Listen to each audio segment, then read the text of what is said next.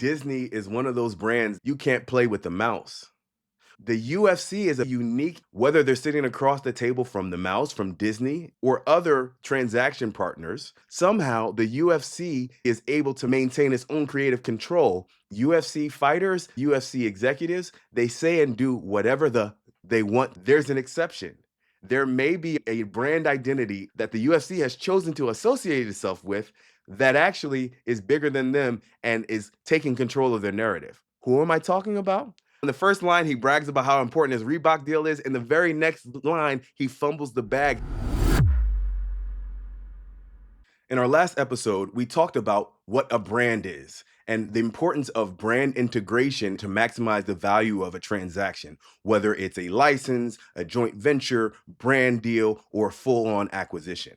As a reminder, your business is what you do or sell, what you produce. Your brand is the emotional connection that your consumers, that stakeholders have with what you produce or what you do or what you sell. It is the story that your consumers, your customers, your clients connect with. So when you enter into a big transaction with another party, whether it's a full on acquisition or merger, or whether it's some other type of strategic transaction, you have to not just marry the assets and the parties to this transaction, you also need to blend those separate brand stories into a cohesive, harmonious whole. That's brand integration. A big part of the process of brand integration is quality control and creative control. It's a question of who controls and who decides what goes into the new brand narrative. As you can imagine, this is heavily negotiated in the agreements that we do for our clients. This is true for all types of corporate transactions, whether it's M&A or licenses and rights deals. Our colleague Anu Kanal, who specializes in IP, talks a lot about quality control in the license standpoint. When I did a license for Nappy Boy Drinks, which was I created for T-Pain, and we licensed his name, image, and likeness to a product, this energy shot, quality control provisions were a key part of the negotiation and the drafting. As Anu talks about, there are multiple tools for quality control, including the provisions in the agreements about what you can and can't do with the brand or with the formal mark. But these protections also include limitations on the scope of the IP, how narrow or wide the rights are that are being issued from the rights holder to the licensee or person acquiring that asset. Lastly, it's not enough just to have the language, the right provisions in your contracts about quality control in the scope of the IP grant or license. You also have to have enforcement mechanisms, ways to protect your brand, to enforce your rights, either to keep your brand use very narrow and very specific, or the right to use the IP you're paying to use in a very expansive way. That's the dance. As you might imagine, these quality controls, this creative controls, these rights are even more important in licenses and brand partnerships, in deals where you're not just selling the thing off, but actually two parties are going to have an ongoing relationship and ongoing use of the same asset. As you can imagine, since the brand is about the story, the narrative, in these situations where you have both parties continuing to be involved, you have to be very intentional about who gets to control the narrative and what remedies are available if someone violates the agreement about how the brand is going to be portrayed and represented. So yes, these type of mechanisms are more important in transactions that are just short of M&A because you have an ongoing relationship, but that doesn't mean that in acquisitions, brand integration and quality control are not key parts of our practice in diligence, in the transaction, and post-closing. I'll give you an example. When you acquire a business and you acquire the equity, you actually step into the shoes of the business so that you become the business. Let's say the business is Denzel's Plumbing Company, right? So you buy all the equity and you now become Denzel's Plumbing Company. That means that the IP, any registered trademarks, any patents, any goodwill relationships with customers, you buy it and you get to control it going forward. One of the things we do for our buy side clients is we get covenants that the seller will help with the transition of IP and cooperate in messaging with customers and suppliers. Also, we put in parameters about the press release, the message to the public about this new brand identity. In an asset sale where you're not buying all the equity and you're not stepping into the shoes of the seller, you're picking and choosing what assets and liabilities you want, you have to be very intentional that you acquire the name and the goodwill from the seller.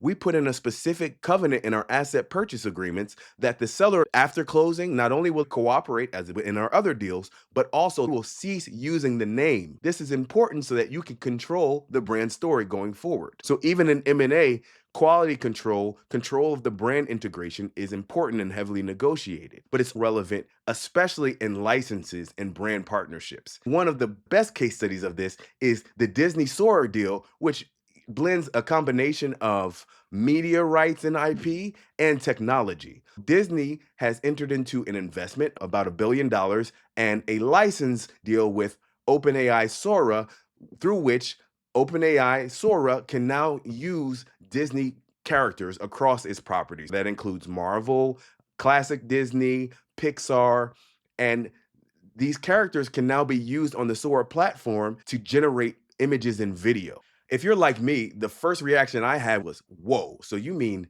Disney is gonna let a bunch of dudes in their mom's basement have access to their beloved classic Disney characters and make videos with them? That seems like a recipe for disaster. That's not just a hypothetical, it's based on real experience. Over the last several years, I have advised and am advising multiple Gen AI startups, and for some of them, we've actually had users use the technology to generate explicit, disgusting content that we then had to deal with. I talk about that elsewhere. So when you think about the Disney Sora deal, it's a clear case study in a rights holder, Disney, licensing out its IP, a key part of its brand, its characters, to another company and needing to maintain quality control, needing to maintain its family friendly image. Disney accomplished this through two means. The first is quality control mechanisms and human oversight mechanisms in the deal. Although we don't have the details of the deal, we know at least this much from OpenAI and Disney. And the second piece of quality control is actually a technically based solution by which Disney and Sora embed certain tech detection solutions in the platform to detect when people engage in bad behavior with Disney characters or infringe on copyright. As you can imagine, Disney is one of those brands that you can't play with. You can't play with the mouse. In most equations, if you're sitting across from Disney, you're going to bend to their brand identity and their quality control and not the other way around. That's why, in a very interesting segue to our fight night thoughts this week, the UFC is a very unique entity in the media and entertainment space when it comes to brand deals. Because whether they're sitting across the table from the mouse, from Disney via ESPN, or other transaction partners through its many brand deals, licenses, and endorsements, somehow the UFC generally is able to maintain its brand voice, as controversial as it may be, and is able to get its partner to bend to its will and bend to its messaging about the brand and maintain its own creative control no matter who they're across the table from. That includes Disney. I've talked elsewhere about the numerous brand deals that the UFC has entered into, whether it's the media rights deals with platforms like Fox and ESPN, which is Disney, or smaller partnerships with liquor companies and other consumer brands, cars, crypto platforms, and the like. Despite entering into all of these rights arrangements, in spite of entering into all of these transactions where there's going to be conversation about who controls the brand narrative, the UFC has been consistent in its brand. UFC fighters, UFC executives, they say and do whatever they want to do. There's a very clear example of that, not just in the relationship with Fox, which you might assume is more conservative, but even during the ESPN era, fighters and UFC brass were able to say and do controversial and even inflammatory, discriminatory things. A huge example of this is when Dana White was caught on camera slapping up his wife at New Year's Eve. It was caught on camera. The fact that the president of this huge sports league slapped his wife in public on camera and then showed up to work the next day, and neither the parent company nor Disney, its rights partner, said anything about it. If that doesn't show you the power of the UFC brand and how aggressive and successful both their business partnership team and their legal team is at negotiating rights deals, then I don't know what is. They maintain quality control over their brand even in their contracts with the fighters. In the past, fighters were able to get endorsements, especially smaller ones with local brands, with clothing companies, and display them on their shorts or their fight kits. In the last decade or so, maybe longer, starting with the Reebok deal as well as the Venom deal, the UFC shut that down and pigeonholed fighters into only having deals with approved sponsors like Venom, like Reebok, like Monster. This is another source of income for fighters that was cut off and part of their complaints about fighter pay. But it just goes to show you the power that the UFC has, whether it's with a big media distribution partner like Disney, ESPN, or with its fighters. It keeps control of the brand narrative. With that said, there's an exception. There may be a brand identity, a voice, a narrative that the UFC has chosen to associate itself with that actually is bigger than them and is taking control of their narrative. Who am I talking about? Our president, Donald J. Trump, who is a good friend of Dana White and has been a friend of the UFC. They've been very public about this for years. The association with Donald Trump has been lucrative for the UFC over the years in multiple ways, from preferential treatment, it looks like, in legislation and lobbying. We'll talk more about that later, to the pop that UFC crowds get when Donald Trump makes his grand entrance into events. The president, you seen, y'all can get your boy. He's been doing a lot of. I'm not here to talk politics, but I will say, have you noticed how the UFC stance on the president has shifted a bit? At the UFC Miami card a couple weeks ago, when Donald Trump arrived, he actually got a good number of boos, not his normal standing ovation. That was one of the signs. The other sign is, in recent press conferences, Dana White and the UFC has been kind of trying to put some distance between themselves and the president. The problem is, as Luke Thomas, who I respect a lot, has flagged, you can't escape the narrative that you've been painting for us all these years. In fact, you have a whole UFC White House event coming up in June. You can try to pretend that it's for the 250th anniversary of the United States, but you didn't do this card on the 4th of July or near the 4th of July. You did it on Donald J. Trump's birthday. The reason is because you have been in cahoots. You have been benefiting from the brand, the narrative, the association, the identification with Donald Trump. And now that it's getting a bit hot, you're trying to disassociate yourself. So apart from Donald Trump, it seems like the UFC generally controls the narrative and very skillfully maintains that control in any deal that they enter. Speaking of that White House card, it looks like a pretty solid card. The main event is Ilia Topuria against Justin Gaethje, the lightweight champion against the interim lightweight champion, to unify the belts. I expect Ilia to knock Gaethje out the way he's done other greats, but I'm still excited for the card and the other fights. Part of what's interesting, and we've talked about, is that although that White House card is coming up and it's such a big deal, the Netflix MVP card featuring Ronda Rousey, Gina Carano, and others is giving it a run for its money. And it'll be interesting to see whether Netflix and MVP, these ad hoc one off promotions, can actually disrupt the UFC. That's for another conversation. Now, when we think about the UFC and its creative control that it maintains, it's clear even in the new Paramount deal for $8 billion, where you have the UFC still saying and doing whatever it wants, and its fighters, such as Sean Strickland, being openly critical of the brand partner Paramount. I can't think of many other situations where the other party writing the check is allowed to be criticized by the workers or employees of the company that's receiving the check. But you see with Paramount, with Sean Strickland's comments, maybe there was some type of discipline behind the scenes, but otherwise he was free to say what he wants. And it shows even in this new $8 billion Paramount era, the UFC still maintains control, even with its most controversial fighters. Sean Strickland has caused brand controversy for himself, but someone who's doing it well is the headliner from the UFC White House card, Ilia Topuria. Ilya, besides headlining this card, has landed one of the biggest rights deal, at least in my estimation, of a combat sports athlete in a long time, probably since Conor McGregor. It was just announced that Ilya is going to be a sponsored athlete for Richard Mille, the luxury watch company. Their off-the-shelf watch is about $300K for a regular band. This is a high-end luxury watch. And now you have an MMA fighter, a UFC fighter, who has a brand deal with him because of his popularity, because of what he's done in the ring, because of his charisma. And it's very rare. In fact, he's the only combat sports athlete to have this type of deal. And my understanding is the only other athletes on these type of Richard Mille deals are F1 drivers. On one hand, fighters like Sean Strickland can use the leeway provided by the UFC to be controversial in ways that maybe help them short term, but not long term. But then you see other fighters, the type of celebrities, the type of athletes that we love to work with, who use their name, image, and likeness and leverage that into business opportunities. Ilya is one of those fighters.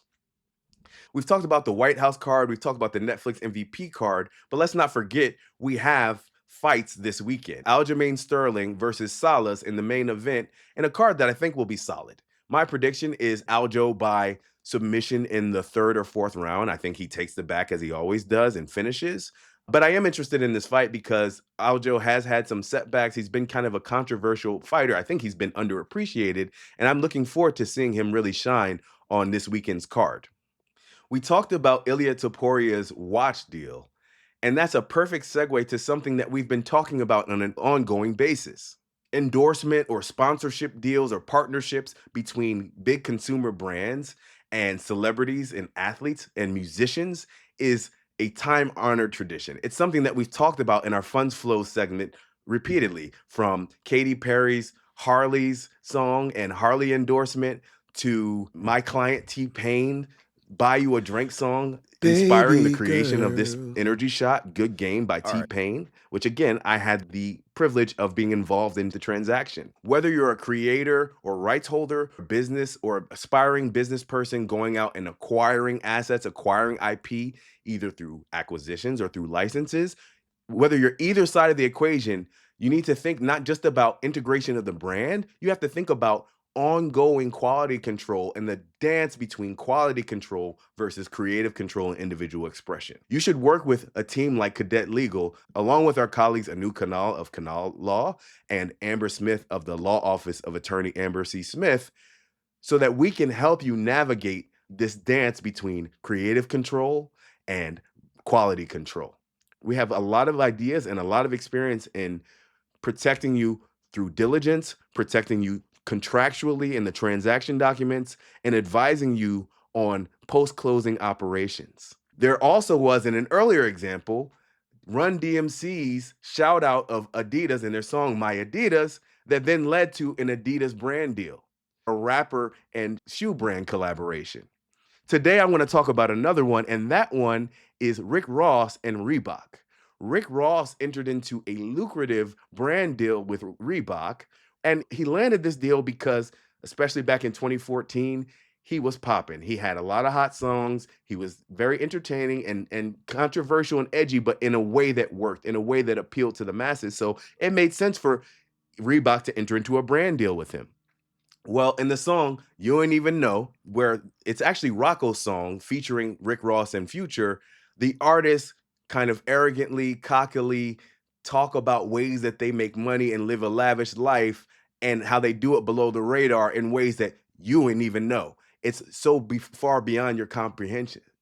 Ironically, in this song, in one line, Rick Ross shouts out and brags about his brand deal with Reebok. And in the very next line, he says something so controversial that Reebok decided that they had to terminate their relationship with him because of brand integrity and quality control. They exercised the quality control or the morals clauses in their deal with him. In a bit of hyperbole, Rose says, I die over these Reeboks. You ain't even know. Then in the next line, he says, put Molly in her champagne. She ain't even know. And then he talks about going home and having sexual activities with this person. Clearly, a very scary line, a rapey line about drugging someone and having sex with them without their consent. He jacks the money because he forgot that although he has a brand identity that was valuable and that Reebok wanted to leverage, that brand identity was subordinate to Reebok's brand identity, and his creative control was secondary to Reebok's quality control mechanisms, and it cost him his deal. You ain't even know. Remember, whether it's an acquisition or it's some other type of transaction, it's not enough to just see the opportunity. When we watch the ops, we identify and explore the opportunity, but we also optimize operations to maximize that opportunity. Optimizing your operations includes thinking about quality control and creative control. Remember to watch the ops.